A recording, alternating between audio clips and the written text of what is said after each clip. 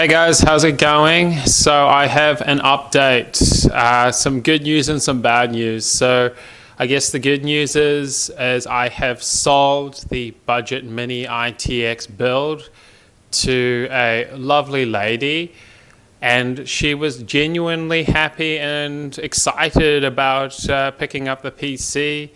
It was a great deal and I got positive feedback out of it. I'm super happy for the buyer. I think they really appreciated the small form factor, quote, cute, unquote.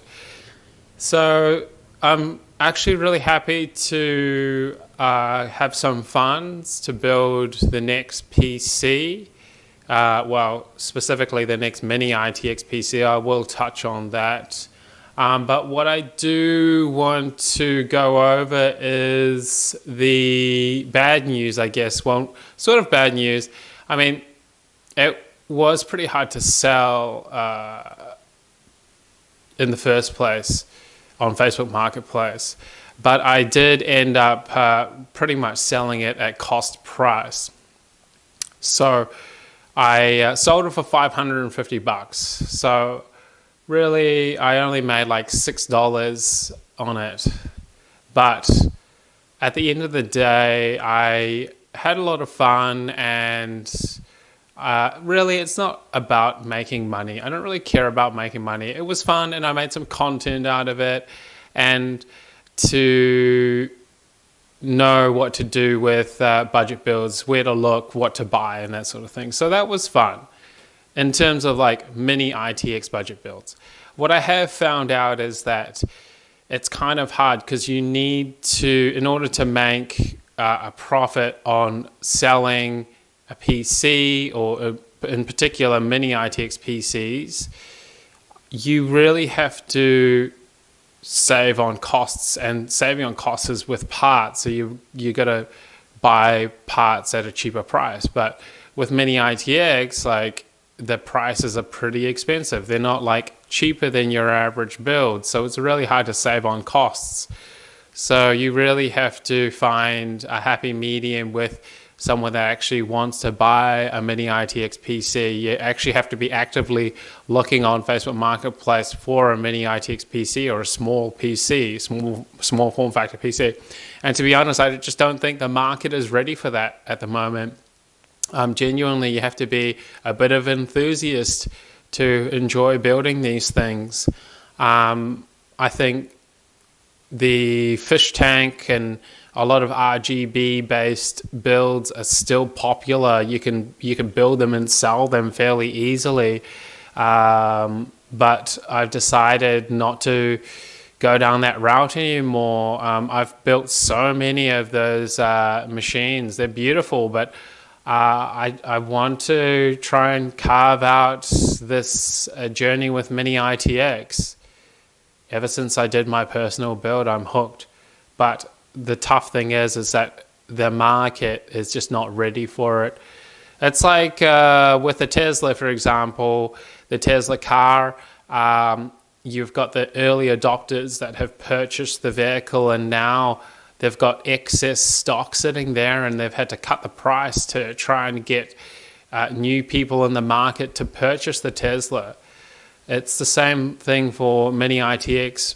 I feel like it's such a niche and untapped thing, and there's just no real interest in it at the moment. It's kind of hard to sell them. But so long as they do sell, I mean, the good thing is that they are selling. So I would be more concerned if they weren't selling, or if I had to sell them at a loss. Now that would be concerning. So I guess there are positives and negatives to take out of this. Anyway, into the future build, I've got two potential builds that I can do. I could do another budget mini ITX build, or I could do a higher end sort of build, like mid-range, higher end mini ITX build. I am heading towards the mid-range, high-end mini ITX build because I do have the parts for it.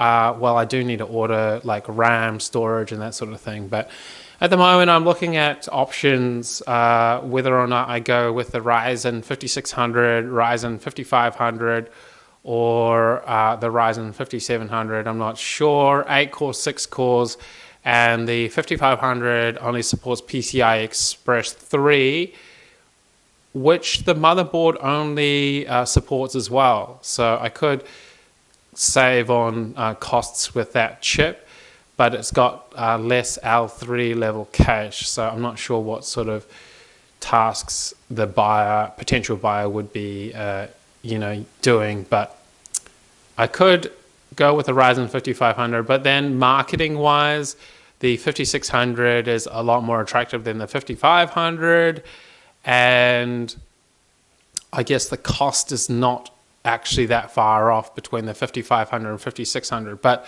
those costs I could offset onto other parts. Sorry guys, I was out of focus. I don't know how long I was out of focus for. We'll see in the edit. It's so annoying. But that's an update, guys, and I did actually receive this package this morning.